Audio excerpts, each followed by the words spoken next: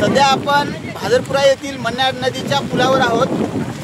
लिंबोटी धरणाचे 2% दरवाजे उघडलेले आहेत। सध्या स्थितीला 95% धरण भरलेलं आहे, त्यामुळे 2% दरवाजे उघडलेले आहेत।